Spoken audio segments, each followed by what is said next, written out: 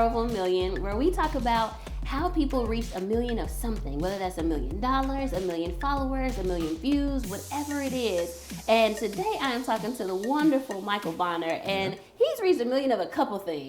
I just know. I feel like I don't even know all the things he's about to say, so I just can't wait to get into this conversation. But come on in and join us so that you can be inspired today. So welcome, Michael. I'm so glad to be here, Teri. I'm so glad. I'm a huge fan of yours. I love the work that you're doing and the legacy that you're building. So thank you for having me. Oh, thank you. You like surprised me. You were like, yeah, I found you during the 2020 summer when everybody was at home. Yeah, I was explaining to people, when it comes down to COVID, I think it was an interesting time because when will we ever get a chance in history for life to just stop? So I know a lot of stuff stopped for me, school and everything, virtual learning. So I said, I need to learn a skill. And one skill I need to learn is how to make this money grow, right? So I'm a student, I'm a teacher, but the best teachers are students at the end of the day. So I started going all through YouTube and came across you and your program. I fell in love with it, learned more about investing. And I don't know how you do it with the emotional up and down of it, but huge respect for you. And that's how I came across you. Yeah. Oh, that's so good. And let's step back. Yeah, let's so do it. Who are you? So I am Michael Bonner. I am a 4th and 6th grade teacher at the Ron Clark Academy here in Atlanta, Georgia. I'm also the CEO of Bonneville, which is my company, where I'm an author, a keynote speaker, influencer for different type of companies. And that's what I do. But who I am is just a black man trying to make magic happen and build a legacy for my family. Amen. I like that. Amen. That's the way you said it. Yeah. I love that you came from an education background. Did you always think that you would be in education? Oh, no, I wanted to be in the NBA. If you ask most people that come from, young men that come from marginalized environments, Miriam Wright Elderman says you can't be what you can't see. Yes. So all I saw on TV was musicians and athletes. So I'm like, I'm gonna make it to the league and take care of my family. I had no idea there's a whole other world that you can generate income based on your skills and talents that can let you provide for your family. So I thought I was gonna go to the NBA, then a psychologist at Winston-Salem State University in Elizabeth City State, and then I fell in love with kids. We did a read aloud one day, went to an elementary school. You know how it goes, and the kids are looking up at us, and I'm the shorter one out of all of my friends. I'm about 6'4". The rest of them 6'9", 7 feet. You're the shorter one? Mm-hmm. No. Yeah, and the way they look at you when you came in the room is like this angelic being. So I'm like, I like that feeling. Like you can't buy that at Target, right? Yes. So that's what made me fall in love with education, and I haven't looked back since. And you started teaching younger kids, right? Started teaching 2nd grade at South Greenville Elementary in Greenville, North Carolina. Teri, the school was a beautiful school with amazing students, but you understand as an AP, the school was surrounded by barbed wire. I don't know what other schools or places surrounded by barbed wire except for prison. Right, prison. There were, in my 6 years of teaching there, I had 14 different principals in 6 years of teaching. 14? Yeah. Well, I did kind of leave as assistant principal, so I guess I get it. You but get it. 14? That's what I'm saying. But you understand Yes. you understand what really goes on in the education system. So I started there teaching 2nd grade, and I really wanted to quit. Actually, that's what ended up happening. That's what propelled everything. I was sick and tired of waking up every day going to a job that I hated. I also, during that 4th year, my mother was sick. You look on any social media platform, I love my family. We'll go to war for my family. Mother ended up being sick. I even initiated the separation from my divorce at the age of 24. So there was a lot going on. And right when I was about to quit, it's funny how God sort of turned everything around and everything began to pick up. Wow, wait, so pause. Let's get it. Come back to you were in a job that you hated. Yeah. So what made you stay? I guess when I saw the light in the kids' eyes and understanding the power of access, I think if anything, when you boil down to just basic human development, a lot of people would do better if they only knew. Right? So I thought I would save $1 million only in my bank account. I had no idea about the power of investing. So once I got access to the information, I was able to propel myself faster towards my particular destiny. Yeah. So when I saw those are beautiful kids that they didn't know any better, and even if they did know better, they didn't have access to the tools that would make their life better. And it made me dig my roots a little bit deeper and go a little bit harder for them. And they ended up responding in the end for me. And during this time, when was the Ellen DeGeneres? Was that during this time where you wanted to quit or before or Ironically, after? that came when I went back to the classroom 2015, decided to change. I mean, I don't care, standing on top of tables, playing music when they come into the classroom, bringing entrepreneurship, economics and things in the classroom, even in 2nd grade. If they can play Fortnite, they can learn about those things in school, right? That next year, shortly after, the Ellen moment happened. And I just started swinging and just started really walking into who I believe who I am. And it's been a really dope experience because I think people, even you can identify, people often pray for the blessing, but it's a different story when you have to keep that blessing and maintain it. That part. So it's been great. What I like to dig a Come little, on, little dig, deeper. Teri, come So on. you were in this season where you were praying for the blessing, and then how did the Ellen thing even come up? Did you? I saw when she was like, he doesn't know he's here to be on stage. What happened? So I did a video. I was teaching the kids a lesson, and this happens in schools all across the world, right? I was teaching them a particular lesson, and they were not getting it at all. Like, they were not catching it. So I went into my admin office complaining, like, yo, my kids are not learning this stuff. 80% of the kids are failing. They're not learning, not reading, not segmented. And my principal, Miss Lakeisha Lynch, looked at me dead in the eye. She says, Michael, if 80% of the kids are failing, the problem isn't the kids. The problem is you. I was like, ugh. Right, stepped all on my toes, all on my size 13. So what ended up happening was, I went back to the drawing board, and I told them, hey, if you pass this test, we'll make a song about the content. And if you pass the test, I'll make you a music video. Okay. So I did the music video, put it on Facebook, and within an hour on that Friday, it had like 1,000 shares, and it just sort of just took off. Wow. So it's funny how the little things that we're not even aware of that we're doing on an everyday basis, you don't know what that door or what that moment will open up for you. So that's how it began. A small little video. There's a scripture that says your gifts will make will make ways for you or open make doors room for for you. It'll make room for you, and it's a real thing. Have you seen that happen again in your life? So that was one time. Has it happened over again? and over again? Because that was 2017. It's 2022 now. And God has been good, and I think it does fly, right? It flies, right? 5 years. So I'm saying I'm getting old out here in these streets, but yeah, I've seen it happen over and over again, and that's why I'm always trying to be a constant encouragement to people, because you never know the story and stuff that people are going through. Even as we're looking at each other, I'm sure there's battles you're facing, I'm sure there's battles I'm facing. So that's why I always try to encourage people, because you just never know what people are going through, and sometimes they need that story to just keep pushing just a little bit more. I feel like I hear preacher, pastor, minister in your voice. Is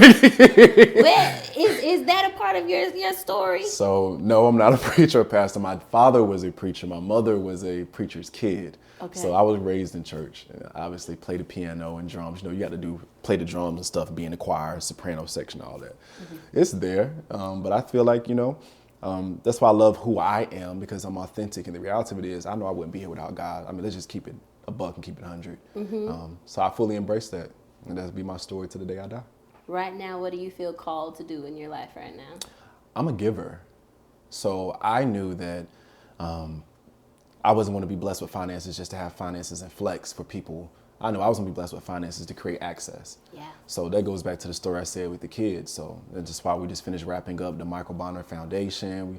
We finished knocking out building the trust fund and all that stuff, because I understand kids need access to certain things. Not only just the students I serve today, but the kids that let the moment happen to go to the Ellen DeGeneres moment. They're in the 8th grade now. They're going to need scholarships when they graduate. Yeah. And they're going to need somebody to do that. And I want to be able to step up and do that. Wait, now, how did you get from teacher to being able to finance a trust fund? Yeah. So after the Ellen moment, people wanted me to come to school and speak, come to their schools and speak. So I began to do that. And I got connected with Premier Speakers, which is the bureau that I'm under now. So I go around the country every year, various times, different crowds, from 200 to 10,000 different people.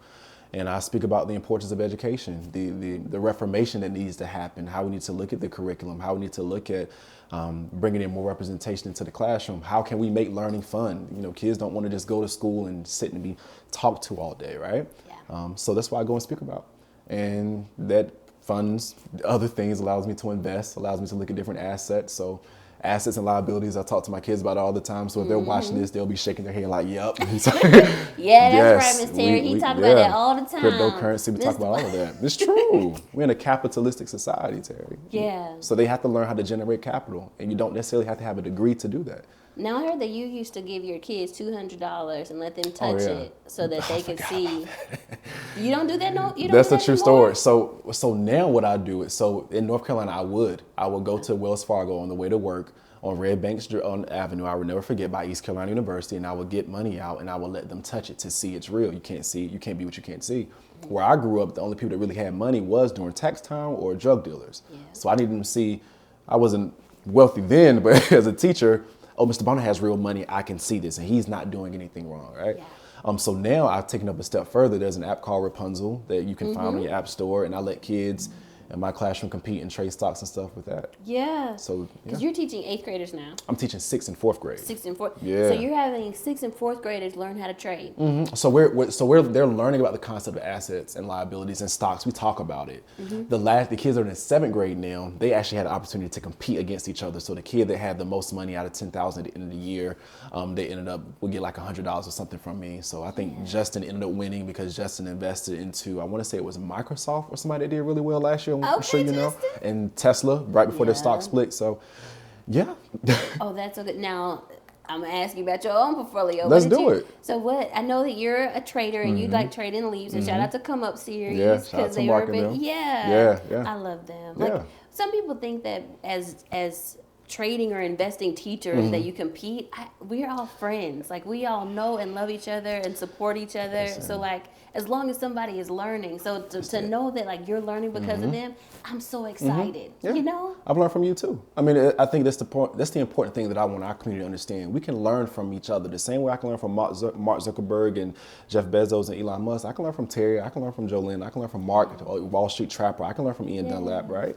So for me, what I'm invested in, I try to take the conservative and long-term approach with leaps. So you have to have your Bay, which they call SMH, is Jolene Bay, XLY, of course, with consumer discretionary, XLK. We're looking into AMD and stuff this year because, I mean, you look at long-term, tech is going to do what it's going to do. I mean, everything needs a chip, a semiconductor. It's everything true. Needs a and chip. Truth be told, this is a good time to get into them right now because of everything with interest rates. But just that whole conversation and bringing it to the kids and just in life, it's just opened up my mind a little bit more.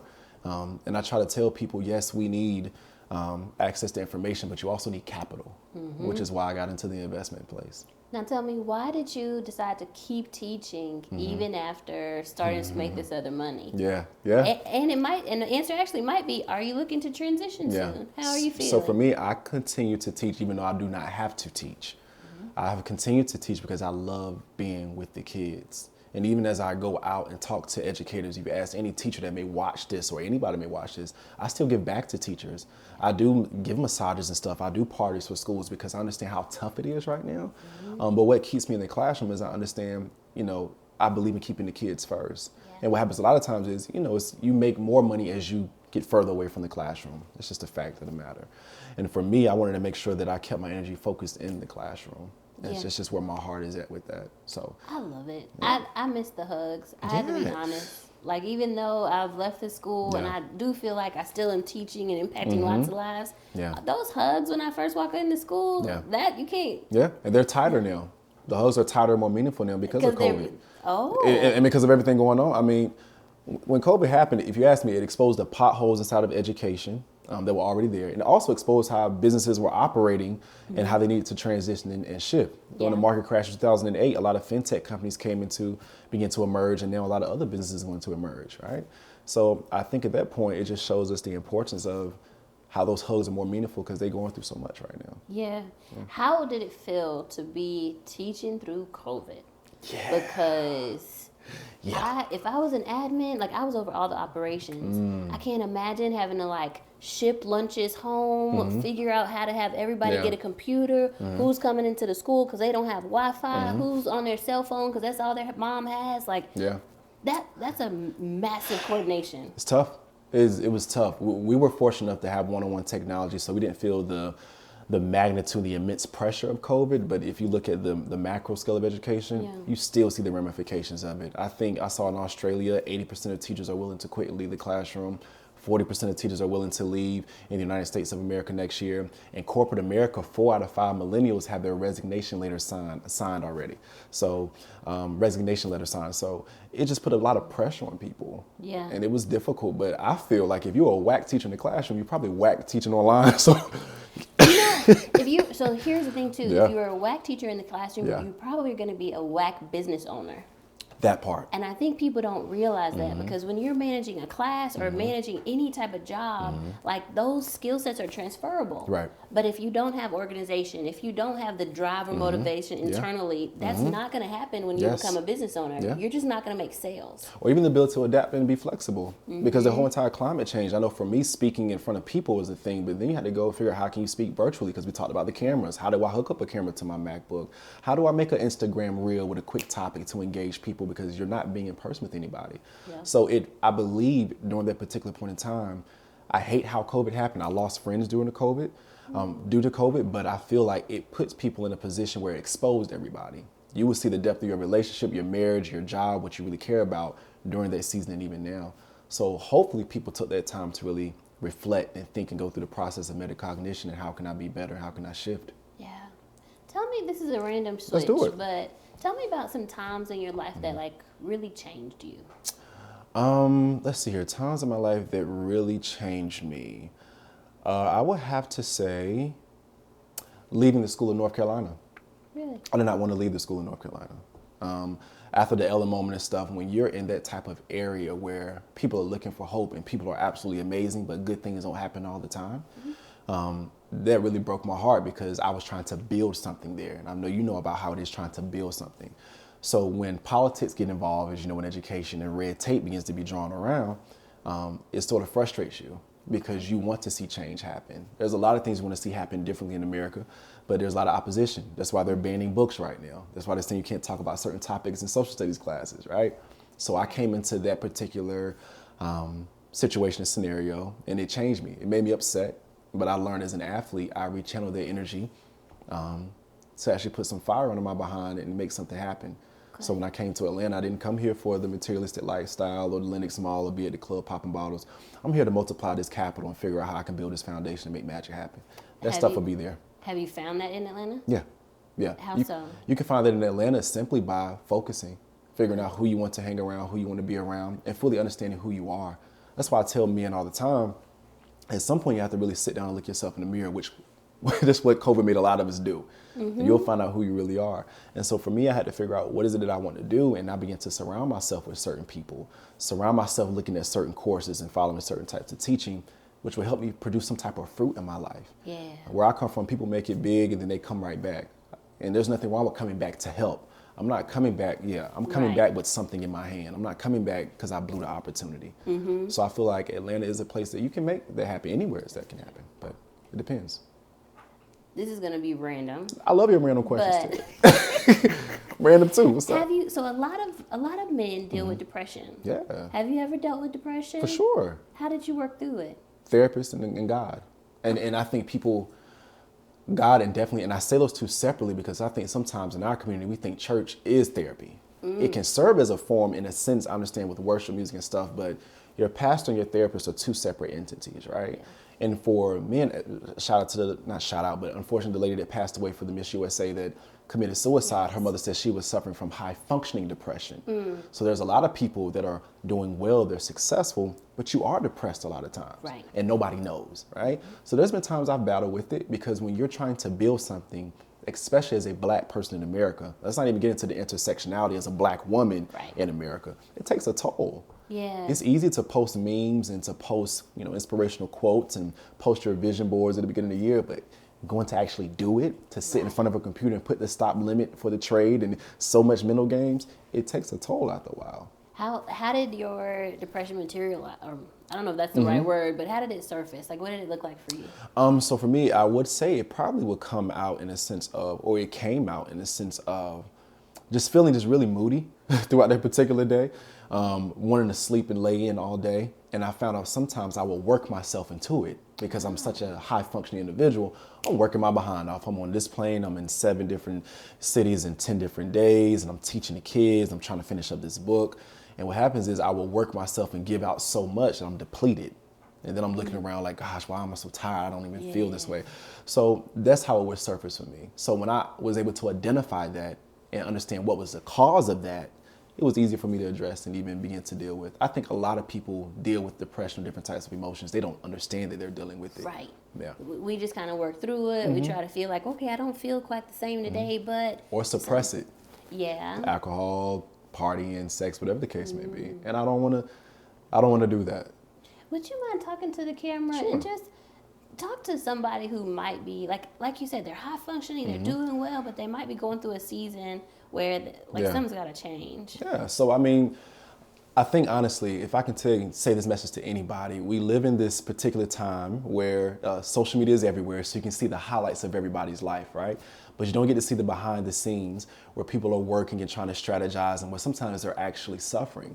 So if you're having moments where you're feeling out of it, it's nothing wrong with actually connecting to somebody, finding a therapist, even venting to a friend with permission. I often tell my friends, hey, is it okay if I vent to you right now? Because sometimes people are going through their own drama and mess that they haven't revealed to you, right? So if you are struggling right now, please know that you're not alone. All right, do not allow the smile and the suits and any type of thing that you may see on social media, celebrities, whatever the case may be. Understand that you can actually reach out to people and actually help push through it, because what you're going through in this season may propel you to the next level. And I think that's what makes my story so interesting. I think it does too. Yeah. Like one of the things I was thinking just now is I bet that there's like even a high. Like, you know, you went on Ellen, there probably was this huge high, and then you switched over to Atlanta. Yeah. And then you have to like restart all over. And how has, I know we just talked about Atlanta, but like we talked about off camera, but we had talked about like moving to a new place and how you have to find a whole nother community. But how does that feel when you have to like, when your whole family's in a different place and you're by yourself? Yeah, I wasn't prepared for that question. You are good, Teri. Give me some. Yeah. Look, Oprah, I'm trying. No, you're killing it right now. That's a phenomenal question. I haven't even answered these questions ever. It takes a toll, Teri. It's an adjustment period because I know why I am here. I know that I'm more than likely going to be the first multimillionaire within my family. I know with the trust fund and the foundation and what I'm doing at the school, I know those things, right, on the vision board, but how am I going to put that into reality and make it actually tangible? And in order to do that, you're going to have to separate and isolate. This is one of those places like LA, California, where you can't be out on the scene all the time if you have these big lofty goals. So because of that, there's times I'm working in isolation, right? There's times where I am trying to figure out which event do I need to go to connect with people. And I think once you just understand why you're in that place and who you are, it makes it a little bit easier. Yeah. If I did not know who I was in Atlanta, it would be a problem. Because it would be a problem. Wait, in what sense? Like hot boy magic? Like you all are? Yeah, I mean, I'm 6'4", chocolate black man that's a teacher, you know, you can. That's true. You know, it's one of those things. I guess you like females. I love women. You know, you got to ask. Yeah, for sure. So I love women. I'm a heterosexual male for sure. Okay. I mean, I love women, but. Are you single on these streets? I'm single. Okay. Yeah, I'm single. You know, I'm seeing somebody, but I'm single. You know, you want to dive deep into that, we can get into that too. All right. But no, I get it. You know, I just feel like because I knew who I was before I got here, and I knew why I was here, it made it a little bit easier for me. It made it easier. Man, I know. Like I was telling you earlier, like going to Puerto Rico has been tough just because I don't have community, and so I feel some of the. Like, okay, my whole family's somewhere else, but I'm moving because I know that there's a purpose here. Right. But then, okay, Lord, what's that purpose? That's that, okay, Lord, what's that? That's that question, right? I think it's so profound and so powerful. I just think for me, it's just that holding on to why you're doing it in the first place. Yeah. And it's easier said than done, we both know. But the community piece is something very powerful. So I know for me, I'm giving myself 2-3 more years of this really just working and grinding. And then at that point, I think Maya said that, you know, she said that she's going to disappear off the internet and live her best life and have a baby. I'm probably posting random pics of food in the beach, but people will know, yep, he's done. The foundation will be helping teachers every year, and I'll be kissing on my lovely wife and my child. That's what I'll be doing. You don't think that you'll be in the classroom anymore? I will stay in the classroom as long as I love it, and I'm giving my students the best of Michel Bonner. Right, I don't want to be in there being lackadaisical. I don't want to do any way in a half-mannered way. I want to make sure if I'm there, and they can feel my energy, they can feel my love, and they're getting the best content possible. And they are better because I'm there and I'm better. When it comes to a point where I'm not operating in that vein, it's probably time for me to go. That's actually very mature. Yeah. Because I feel like there's a lot of people that they don't even think about the other person, or in this case it's the students, but it could be the clients, it could be whoever you're serving. Right. And at a point where you're not giving them your best, like you should take a seat. You're cheating them. Or do something different. Yeah, you're cheating them and you're cheating yourself. You know, and I like how Eric Thomas says that all the time. He says we're willing to put everybody else on punishment and punish them when they're not giving us their best, but when we're not being disciplined and consistent enough, we don't do that to ourselves. Not at all. Yeah. we're always so quick to point out what someone else is doing wrong. fact. But then when we do something wrong, it's like, oh, you should be fine with that. Yeah. We make all the excuses. Grace and mercy. That's what it's follows me. Yeah, they always do that. But I think at this point in 2022, that has to change. Mm-hmm. It has to change if you want more and better for your life. Yeah. And there's just certain things that you can't escape. So in regards to isolation and finding community, I don't think you can really escape that if you're trying to do something different and new that nobody has ever done before in your life. So true. Now, what about your goals? So you said that you'll be by the beach, kissing on your wife and your kid. Yeah. But like, what? Like, how? I don't know if it's fine. wrong to say. How old are you? 31. Okay, so 31. you're just 31. How do you see the rest of your life? Like, what's goals for you? Goals for me is, one, I will have my family. That's something big. My parents been married 38 years, and I have 4 amazing siblings that are amazing in every way. And shout out to my god brother Kelly Jr. as well. So for me, what it will look like later in the year is me focusing on my family. The reason why I'm grinding so hard right now, Teri, is so that my family can have options. I have sisters, so I know about postpartum depression after you have a baby. I know how it is to live paycheck to paycheck.